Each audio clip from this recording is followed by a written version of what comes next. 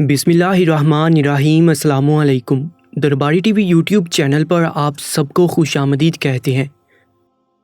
मेरी बीवी जैसी जालिम औरत इस दुनिया में नहीं थी और मैंने ही उसे ये जुल्म करने का मौका दिया था। वो मेरे जज्बात के साथ खेलती थी, ऐसे जज्बात के साथ जो सिर्फ एक मर्द में ही होते हैं। जबकि मैं घर में दाखिल हुआ तो ये सोच रहा था कि मैं देर से आया हूँ तो वो सो गई होगी, लेकिन वो जाग रही थी और बहुत ज़्यादा तैयार हुई थी। बहुत खूबसूरत लग रही थी। उसके बारीक होंठ थे, बड़ी बड़ी आंखें थीं और बिल्कुल सफ़ेद रंगत की मालिक थी। मेरे ही कमरे में मेरे ही बिस्तर पे बैठी थी, बहुत प्यारी लग रही थी। उसने वही कलर पहन रखा था जो मुझे बहुत पसंद था। मैंने कहा कि तुम अभी सोई क्यों नहीं? कहने लगी कि आपका इंतज़ार कर रही थी। मैंने कहा कि मेरे से तुम्हें कोई मतलब नहीं होना चाहिए, चुपचाप सो जाती तो बेहतर था। उसने कहा कि मेरा चुपचाप सोने का इरादा नहीं है। मैंने कहा फिर क्या इरादा है? वो आगे बढ़ी और मेरे करीब आई। उसने कहा कि वो तो मैं आपको बाद में बताऊंगी। मैं उससे दूर दूर जाने लगा। उसने कहा कि ये क्या बात हुई? मैं आपकी बीवी हूँ, मैं आप पर हलाल हूँ, पर मैं उसके पास नहीं जाना चाहता था। और उसकी क्या वजह थी वो सिर्फ मैं ही नहीं, वो भी जानती थी, लेकिन अनजान बन रही थी। इससे पहले कि वहाँ कोई तूफान आ जाता, उसने एक अजीब हरकत की। उसने दोनों हाथों से मेरा नाम नसीर है, मैं पढ़ाई में भी अच्छा था और मेरी अपनी नौकरी भी थी। यही वजह थी कि मेरी माँ मेरी शादी करवाना चाहती थी। इस दुनिया में सिर्फ मेरी एक माँ ही थी। मेरी अम्मी कहती थी कि मैं तेरी शादी करवा के खुद हज पे चली जाऊंगी। दरअसल सऊदी अरेबिया में उनकी एक बहन भी रहती थी। उनका कहना था कि 6-7 महीने वहीं पे गुजार के आऊँगी, साथ ही हज भी कर लूँगी, तेरी शादी भी हो जाएगी, सारे फ़र्ज़ एक साथ पूरे हो जाएंगे। उन्होंने मेरे लिए एक लड़की भी तलाश कर ली थी। मैंने ये फ़ैसला उन पे छोड़ दिया था, लेकिन इतना ज़रूर कहा था कि मुझे बहुत खूबसूरत लड़की चाहिए। मेरी ज़िंदगी में यूँ तो कुछ बुरा नहीं था, लेकिन मेरी अम्मी को मेरे दोस्त बहुत बुरे लगते थे। वो कहती थी कि ये तुझे किसी दिन ऐसी जगह पर फेंकवाएंगे कि वहाँ से तेरी कोई मदद करने वाला नहीं होगा। क्योंकि एक दफ़ा दोस्तों की बातों में आकर मैं डंकी मारने जा रहा था, और जब मेरी अम्मी को पता चला कि डंकी मारने वालों के साथ क्या होता है तो उनका दिल बैठ गया। ये तो अच्छा हुआ कि मेरा इरादा नहीं बना, तो अम्मी ने उसके बाद मुझसे वादा लिया कि मैं उनकी कोई बात नहीं मानूंगा। तब से अम्मी उनको अच्छा नहीं समझती थी। वो कहती थी कि ये मेरे बेटे को मौत के मुंह में फेंकने लगे थे। वो मुझे मना करती थी उनके साथ ना बैठा कर, लेकिन वो मेरे दोस्त थे, मेरी जान थे। जब एक मर्द की शादी नहीं हुई होती तो उसके माँ बाप के बाद सबसे अहम उसके दोस्त ही होते हैं। मेरे साथ भी ऐसा ही मामला था। मेरी होने वाली बीवी का नाम मारूख था। अम्मी ने मुझे बताया था कि वो बहुत ज़्यादा खूबसूरत है। मुझे दूर से तस्वीर भी दिखाई थी। मैं अनजान बना था कि जैसे मैंने तस्वीर नहीं देखी, लेकिन मैंने तस्वीर देख ली थी। वो वाकई बहुत खूबसूरत थी। हमारी शादी होने वाली थी। मेरे दोस्तों को जब पता चला कि मेरी शादी तय हो गई है तो वो बड़े हैरान हुए। मैं अपनी पर्सनल बातें उनको ज़्यादा नहीं बताता था कि मेरी कोई कज़न है या मेरी कितनी बहनें हैं। मेरी एक ही बहन थी, उसकी शादी हो चुकी थी और वो बाहर के मुल्क रहती थी। हम लोग कोई गरीब ख़ानदान से ताल्लुक़ नहीं रखते थे। हम लोग अच्छे खाते पीते लोग थे। सबको अपनी अपनी ज़िंदगी जीने का पता था। अम्मी को भी एहसास था कि मेरी बीवी आ जाएगी, फिर हमें प्राइवेसी चाहिए होगी। इसीलिए तो वो कहती थी कि शादी के अगले ही दिन की टिकट करवाऊंगी और अपनी बहन के पास चली जाऊंगी। मेरे दोस्तों ने कहा कि तू पहला है हम में से जिसकी शादी हो रही है, और वो भी इतनी खूबसूरत लड़की से। मैंने अपने दोस्त की तरफ हैरान होकर देखा। मैंने कहा कि तुझे कैसे पता कि मेरी होने वाली बीवी खूबसूरत है? उसने कहा कि वो खलील साहब की बेटी है ना, और एक दफ़ा उनके साथ कॉलेज जा रही थी तो हमने देखा था। मैंने कहा कि उनको तू छोड़ देते। उसने कहा कि हमें क्या पता था कि वो तेरी होने वाली बीवी बनेगी। हम तो आती जाती हर लड़की को ही देख लेते हैं, और अच्छा ही है ना कि हमने देख लिया। तुझे इसकी रिपोर्ट भी बताई देता हूँ। मैंने उसे कहा कि ज़्यादा बड़बड़ करने की ज़रूरत नहीं है। मुझे अच्छा नहीं लग रहा था कि मेरी होने वाली बीवी के बारे में मेरा दोस्त ऐसी कोई बात करता और मुझे उसकी रिपोर्टें बताता। मेरे दूसरे दोस्त ने भी ये महसूस कर लिया। उसने कहा कि छोड़ ना यार, अब तो उसकी बीवी बनने वाली है। लेकिन ये दोस्त बड़ा अजीब सा था। एक दफ़ा बोलना शुरू कर देता तो खामोश नहीं होता था। उसने कहा था कि ये लड़की बहुत ज़्यादा गुस्से वाली और जज्बाती है। अब मुझे जज्बाती होने लगी। मैंने कहा कि तूने उसका गुस्सा और जज्बात कहाँ से देख लिए हैं? तो उसने कहा कि एक दफ़ा सड़क पे किसी दुकानदार ने उस लड़की के साथ बदतमीज़ी की थी और उसने उसके मुंह पे थप्पड़ दे मारा था। मैं वहीं पे खड़ा था। ये अपने वालिद साहब के साथ थी। वो अपनी गाड़ी में से कोई सामान निकाल रहे थे और ये सामान ख़रीद रही थी। जब तक वो वापस आए तब तक ये दुकानदार के मुंह पर थप्पड़ मार चुकी थी। तेरी तो खैर नहीं है, तुझे तो बड़ी गुस्से वाली बीवी मिलने वाली है। मैं इस बात पर भी खुश हो गया। मैंने कहा कि मुझे ایسی عورتیں پسند بھی نہیں ہیں جو صرف ہاں میں سر ہلائیں۔ اچھی بات ہے میری بیوی میری جیسی ہی ہے، میں بھی غصے والا ہوں، اور اب اگر تو نے میری بیوی کے بارے میں کوئی اور بات کی تو پھر میں بھی تیرا منہ توڑ دوں گا۔ میں نے مذاق مذاق میں اپنے دل کی بات کہہ دی تھی۔ دوست کو اشارہ کافی تھا، وہ بھی خاموش ہو گیا اور اس کے بعد اس نے کوئی بات نہیں کی۔ میری شادی کا دن آ گیا اور میری امی نے اپنا سامان پیک کر لیا۔ میں نے امی سے کہا کہ امی آپ تو اپنے وعدے کی پکی نکلی تھی، اب صبح صبح جا رہی ہوں۔ انہوں نے کہا کہ نہیں، اب ایسا بھی نہیں تھا کہ میں نئی نویلی دلہن کو گھر میں چھوڑ کر صبح صبح ہی چلی جاتی، لیکن ٹکٹ ہی اس دن کی نکلی ہے۔ پھر اس کے بعد رمضان شروع ہو جائے گا، بہت رش ہو جائے گا، پھر وہاں جانے کی راہ نہیں نکلے گی اور بڑی مشکل ہو جائے گی، اس لیے میں چاہتی ہوں کہ میں رمضان وہیں پہ گزار کے آؤں۔ اب تیری بیوی آ گئی ہے نا، وہی تجھے سنبھال لے گی۔ 2-4 دن اس کے ناز نخرے اٹھانا، باہر سے کھانا پینا کر لینا، پھر اس کے بعد اسے کہنا کہ خود ہی پکا لے۔ میں نے کہا کہ آپ فکر نہیں کریں، یہ گھر اسی کا ہے، اچھے سے سنبھال لے گی۔ میری امی نے کہا کہ ہاں بہت اچھی لڑکی ہے، تیرا بہت خیال رکھے گی۔ ہم ماں بیٹا میں یہ گفتگو صبح میں ہو رہی تھی، دوپہر تک ہم لوگ بارات لے کر چلے گئے اور وہاں سے آتے تک شام ہوگی۔ میری بیوی گھر آ گئی، 2-4 رسمیں ہوئیں، اس کے بعد میری بیوی کو کمرے میں چھوڑ دیا گیا اور مجھے میرے دوستوں نے بلا لیا۔ انہوں نے کہا کہ تیری شادی کی خوشی میں ہم نے چھوٹی سی پارٹی رکھی ہے۔ میں نے کہا کہ یار مجھے کوئی پارٹی نہیں کرنی، مجھے میری بیوی کے پاس جانا ہے، پہلے کافی دیر ہو گئی ہے اور میں بہت تھکا ہوا ہوں۔ انہوں نے کہا کہ اچھا، بیوی کے آتے ہی بیوی کا یہ ہو گیا، دوستوں کو بھول گیا۔ میں نے یہ بات اپنے دل پہ لے لی اور میں نے کہا کہ اچھا چلو کرتے ہیں پارٹی، میں کوئی شادی کے بعد بدل نہیں جاؤں گا۔ انہوں نے کہا کہ ارے ابھی تو کیا تیری شکل بھی بدل جائے گی، بیوی کی جی حضوریاں کرے گا۔ میں نے کہا کہ جی نہیں، میں بیوی کی کوئی جی حضوری نہیں کروں گا، کوئی بات نہیں مانوں گا۔ میرے اندر انا بڑھ گئی اور میں نے غصے میں کافی ساری شراب پی لی، کیونکہ دوستوں کی پارٹی کا مطلب یہی تھا کہ ہم سب نے بیٹھ کر شراب پینی تھی۔ ان کا کہنا تھا کہ آج تیری شادی کی خوشی میں ہم یہ پارٹی کر رہے ہیں، اور اس کے بعد میری امی کو بالکل بھی نہیں پتا تھا۔ اگر ان کو پتا چلتا تو وہ شاید مجھے میری شادی کے بعد بھی 2-4 تھپڑ لگانے سے باز نہیں آتی۔ خیر وہ اپنے کام میں مصروف تھی کیونکہ صبح کی ان کی فلائٹ تھی۔ میں فل نشے میں تھا اور جب میرے تینوں دوست تقریباً بے ہوش ہی ہو گئے، یعنی کہ سو گئے، تو میں اپنے کمرے کی طرف چل پڑا۔ انہوں نے نہ صرف مجھے شراب پلائی تھی بلکہ میرے دماغ میں الٹی سیدھی باتیں بھی بڑھی تھیں کہ بیوی کی بات مانے گا، رن مرید بن جائے گا، دوست کو تو بھول جائے گا۔ میں کمرے میں داخل ہوا تو میری بیوی سامنے ہی بیٹھ گئی۔ میں نے اسے ایک نظر دیکھا، وہ مجھے ٹھیک سے نظر بھی نہیں آ رہی تھی۔ میں نے دروازہ بند کیا اور نشے میں کچھ بولنے لگا۔ میری ایسی حالت تھی کہ اب میرے اندر میں نہیں بلکہ شراب بول رہی تھی۔ میں نے کہا کہ وہ میرے دوست ہیں نا، وہ کہتے ہیں کہ تم میری ساری زندگی برباد کر دو گی، مجھے کہیں کا نہیں چھوڑو گی، نہ میں کہیں آ سکوں گا نہ کہیں جا سکوں گا، اور ہر بات کے لیے مجھے تم سے پوچھنا پڑے گا۔ لیکن میں تمہیں پہلے ہی بتا دوں کہ میں ایسا شخص نہیں ہوں۔ میں بولتا جا رہا تھا اور میری بیوی چپ چاپ میری باتیں سن رہی تھی۔ اس نے چہرے سے گھونگھٹ ہٹا لیا، وہ میری طرف متوجہ تھی۔ میں نے کہا کہ میں تو اپنے دوستوں کو صاف صاف کہہ دیا کہ اگر میری بیوی نے میرا دماغ خراب کرنے کی کوشش کی تو میں 3 لفظ بول کے اسے فارغ کر دوں گا۔ میں اسے کہہ دوں گا کہ میں نصیر احمد ولد محمد احمد تمہیں طلاق دیتا ہوں، طلاق دیتا ہوں، طلاق دیتا ہوں۔ میں نے ایک ہی سانس میں لفظ بول دیا۔ میری بیوی نے اپنے منہ پہ ہاتھ رکھ لیا، وہ حیران رہ گیا۔ اس کے بعد میں بے ہوش ہو گیا اور مجھے نہیں پتا کہ کیا ہوا۔ صبح میری آنکھ کھلی تو میں اپنے بستر پر سو رہا تھا، میرا سر بہت بھاری تھا، ظاہر ہے رات کو اتنی شراب پی تھی۔ گھر میں اس وقت کوئی بھی نہیں تھا، میری امی تو روانہ ہو چکی تھی۔ انہوں نے کہا تھا کہ وہ مجھے تنگ نہیں کرے گی اور صبح صبح ہی نکل جائے گی، اس لیے پہلے ہی مجھ سے مل لیا تھا۔ پر ان کا کہنا تھا کہ خالہ گھر پہ ہی ہے، وہ شام تک واپس جائیں گی، کیونکہ اکیلی دلہن ہوگی تو کہیں گھبرا نہ جائے۔ پر میری بیوی بھی کمرے میں نہیں تھی، مجھے لگا کہ باہر ہوگی۔ میں باہر گیا تو خالہ نے ناشتہ وغیرہ بنا رکھا تھا۔ ان کی 2 بیٹیاں اور ایک بیٹا بھی وہیں پہ موجود تھے، جو مجھ سے عمر میں کم تھی۔ انہوں نے کہا کہ جاگے ہو، یہ کیا حال بنا رکھا ہے، طبیعت ٹھیک تو ہے تمہاری؟ میں نے کہا کہ امی چلی گئی، تو انہوں نے کہا ہاں، ان کی تو 4 بجے کی فلائٹ تھی، وہ تو 3 بجے روانہ ہوگی تھی۔ کچھ بل اور گھر کی چابی وغیرہ انہوں نے اوپر شیلف پر رکھ دی ہے، کہہ رہی تھی کہ تمہیں بتا دوں۔ میں نے کہا کہ ٹھیک ہے خالہ، آپ لوگوں نے ناشتہ وغیرہ کیا، سب ٹھیک ہے؟ انہوں نے کہا کہ ہاں سب ٹھیک ہے۔ میں بات تو ان سے کر رہا تھا لیکن اپنی بیوی کو تلاش رہا تھا۔ میں نے کہا کہ معروف باہر آئی ہے کیا؟ انہوں نے کہا کہ نہیں، وہ تو باہر نہیں آئی۔ کیوں، تمہیں کیا ہوا؟ کہیں پہلے دن بیوی سے جھگڑا تو نہیں کر لیا جو وہ تم سے ناراض ہو کے کہیں چلی گئی ہے؟ خالہ کو مذاق کرنے کی بہت عادت تھی۔ میں نے کہا نہیں لگتا ہے وہ باتھ روم میں ہوگی۔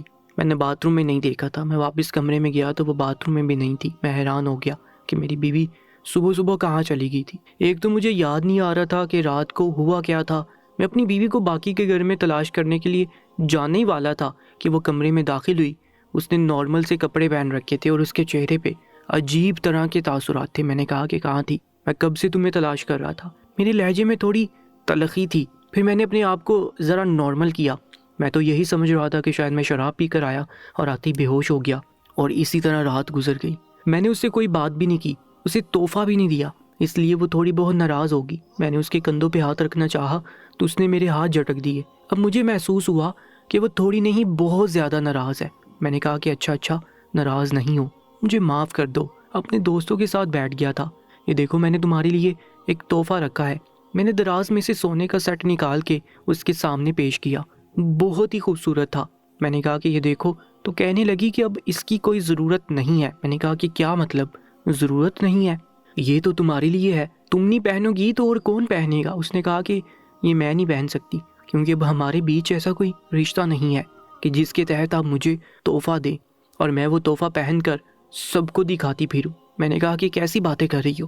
جبکہ میرے دماغ میں گھنٹی بج گئی تھی، کیونکہ جو رات کو میں نے باتیں کی وہ میرے دماغ میں گونج رہی تھی، پر مجھے ایسا لگ رہا تھا کہ شاید میں کوئی خواب دیکھ رہا ہوں۔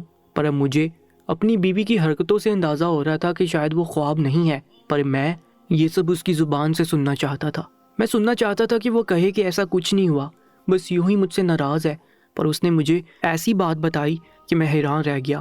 اس نے کہا کہ آپ نے تو مجھے رات کو نشے میں طلاق دے دی تھی، 3 دفعہ بولا تھا آپ نے اپنے کانوں سے، سن لیا میں نے، ہم دونوں میں اب کوئی رشتہ نہیں ہے۔ میں آپ سے یہ پوچھنا چاہتی ہوں کہ آپ نے میرے ساتھ یہ سب کچھ کیوں کیا اور میری غلطی کیا تھی؟ میری بیوی نے رونا شروع کر دیا۔ وہ بلند آواز میں بولنے لگی۔ میں نے کہا کہ ایک منٹ رک جاؤ، مجھے سانس تو لینے دو، آہستہ آواز میں بولو، باہر خالہ بیٹھی ہے۔ میری بیوی نے کہا کہ آپ کو خالہ کی پڑی ہے؟ میں تو یہ بات آپ کی ماں کو بھی بتاؤں گی۔ میں نے اپنی بیوی کو کہا کہ دیکھو ہم اس کا کوئی حل نکال لیں گے، لیکن میری یہ بات سب کو نہ بتانا، انہوں نے بڑی خوشی سے میری شادی کروائی ہے، وہ بہت پریشان ہو جائیں گی۔ تو میری بیوی نے کہا کہ پھر یہ سب کچھ پہلے سوچنا چاہیے تھا نا، کیوں گئے تھے اپنے ان ذلیل دوستوں کے ساتھ جنہوں نے آپ کو شراب پلائی اور آپ نے یہ سب کچھ کیا؟ آپ کو پتہ بھی ہے کہ آپ نے کیا کیا ہے؟ ہمارا رشتہ شروع ہونے سے پہلے ہی ختم ہو چکا ہے۔ میں نے کہا کہ میرے دوستوں کو برا بھلا نہ کہو، مجھے کیا پتا تھا کہ یہ سب کچھ ہو جائے گا۔ میں نے بھی اپنی بیوی سے جھگڑا کرنا شروع کر دیا۔ وہ پہلے مجھ سے بہت جھگڑ رہی تھی، پھر آہستہ آہستہ وہ خاموش ہو گئی، مجھے عجیب سی نظروں سے دیکھنے لگی۔ اس نے کہا کہ اب آپ یہ بتائیں کہ آپ نے کرنا کیا ہے؟ میں نے کہا کہ کچھ نہیں کرنا، بس اسی طرح ساتھ رہیں گے۔ میں نے بہت سوچ سمجھ کے یہ بات کی تھی، میں اپنی امی کو یہی بتا سکتا، پھر تو میں نے شراب پی کر اپنی بیوی کو طلاق دے دی تھی، وہ بھی شادی کی پہلی رات۔ نہ ہی میں معاشرے میں اس بات کو عام کر سکتا تھا، لوگ میرا مذاق بناتے، مجھے برا سمجھتے، میری عزت نہ رہتی، اور پھر میری بیوی میری زندگی میں نہ رہتی۔ انسان ویسے بھی تو اپنی زندگی میں بہت سے گناہ کرتا ہی ہے، جھوٹ بولتا ہے، چوری کرتا ہے، شراب پیتا ہے، تو اگر میں اس عورت کے ساتھ اپنی ساری زندگی گزار دیتا تو کیا ہو جاتا؟ میں نے کہا کہ بس جو چل رہا ہے اسے چلنے دو۔ اس نے کہا کہ آپ کو اپنی باتوں کا پتہ ہے کہ اس کا کیا مطلب ہے، آپ کو ان چیزوں کی گہرائی کا پتہ ہے کہ آپ کیا کہہ رہے ہیں، جو چل رہا ہے چلنے دو، ہم ایسے نہیں رہ سکتے۔ میں نے کہا کہ ایسے ہی رہنا ہوگا، تمہارے ماں باپ نے بھی تمہاری شادی بڑی خوشی خوشی کی ہے، اور تمہارے بابا کو تو دل کا مسئلہ بھی ہے، اگر ان کو یہ سب کچھ پتہ چلے گا تو ان پر کیا گزرے گی؟ اس نے کہا کہ ان کو پتہ چلے گا تو کم سے کم ان سب میں تو مجرم نہیں ہوں، برا تو آپ نے کیا، میں نے تو کچھ بھی نہیں کیا، مجھے کس بات کی سزا ملی؟ میری بیوی رو بھی رہی تھی، پریشان بھی بہت تھی۔ میں نے کہا کہ بس چپ کر جاؤ۔ میں نے اس کے منہ پہ ہاتھ رکھ دیا، وہ حیران رہ گئی۔ میں نے کہا کہ چپ چاپ اس گھر میں رہو، ابھی یہ بات کسی کو نہیں بتاؤ گی، بعد میں سوچیں گے کہ کیا کرنا ہے، میں تمہارے قریب نہیں آؤں گا، اس بات کا میں تم سے وعدہ کرتا ہوں، اور پھر جب امی واپس آ جائیں گی تو کچھ کر لیں گے۔ میں نے کہا کہ بس اب تم آرام سے بیٹھ جاؤ۔ اس نے کہا کہ اچھا، یعنی فی الحال میں خاموش رہوں اور اس کے بعد مجھے میرے گھر واپس بھیج دیا جائے گا؟ میری زندگی تو آپ نے برباد کر دی، مجھے کس بات کی سزا دی؟ میں نے کہا کہ میرا دماغ نہیں کھاؤ، تمہیں اچھی طرح پتا ہے کہ میں نے جان بوجھ کے نہیں کیا ہے، میں غصہ کرتا ہوں۔ وہاں سے باہر نکل گیا۔ میری بیوی کیا سوچ رہی تھی مجھے نہیں پتا تھا، کیونکہ جب میں واپس آیا تو وہ بالکل نارمل تھی۔ اس نے کہا کہ خالہ وغیرہ چلی گئی ہیں، آپ کا بہت انتظار کیا، پر انہوں نے کہا کہ ہمارا اپنا گھر ہے، خالو بیمار ہے، میں نے کہا کہ نہیں مجھے کھانا نہیں کھانا۔ میں نے کہا کہ تم کھا لو اور سو جاؤ۔ اس نے کہا کہ کیوں؟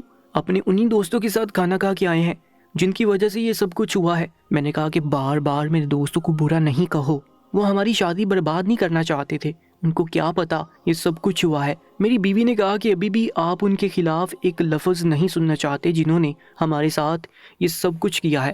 میں نے کہا کہ ہاں میں نہیں سننا چاہتا، تمہیں کوئی حق نہیں کہ تم کسی کے خلاف بھی بولو، تم اس گھر میں مہمان ہو، مہمانوں کی طرح رہو، اور اس کے بعد اپنی زندگی کے ساتھ تم نے کیا کرنا ہے وہ تم بہتر جانتی ہو۔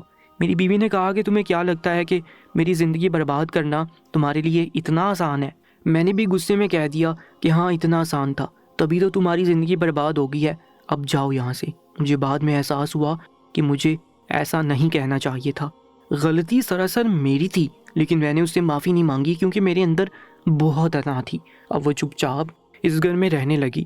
2 دن بڑے سکون سے گزر گئے، وہ دوسرے کمرے میں سو گئی، لیکن تیسرے دن ایسا منظر دیکھنے کو ملا کہ قدموں تلے سے زمین نکل گئی۔ میں حیران رہ گیا۔ اس دن مجھے پتا چلا کہ ایک عورت مرد سے خطرناک ہوتی ہے۔ کیوں ہوتی ہے؟ وہ منظر میرے سامنے تھا، کیونکہ جب مرد لڑتا ہے تو وہ ہتھیاروں سے لڑتا ہے، طاقت سے لڑتا ہے، لیکن جب عورت لڑتی ہے تو اس کے پاس ہتھیار کے طور پر جذبات ہوتے ہیں، اور یہ عورت بھی میرے جذبات کے ساتھ کھیلنے کی تیاری کر کے بیٹھی تھی۔ میں نے کہا کہ اتنی تیاری کس لیے کر رکھی ہے؟ کہیں جا رہی ہو کیا؟ اس نے کہا کہ نہیں، میں نے کہاں جانا ہے، یہ تو میرا ہی گھر ہے، اور آ کر بستر پر لیٹ گئی۔ میں نے تو سوچا بھی نہیں تھا کہ اس نے آج کہاں سونا تھا۔ میں نے اسے کہا کہ تم دوسرے کمرے میں جا کے سو جاؤ، تو اس نے کہا کہ نہیں، یہ میرا کمرہ ہے، میں تو یہیں پہ سوؤں گی۔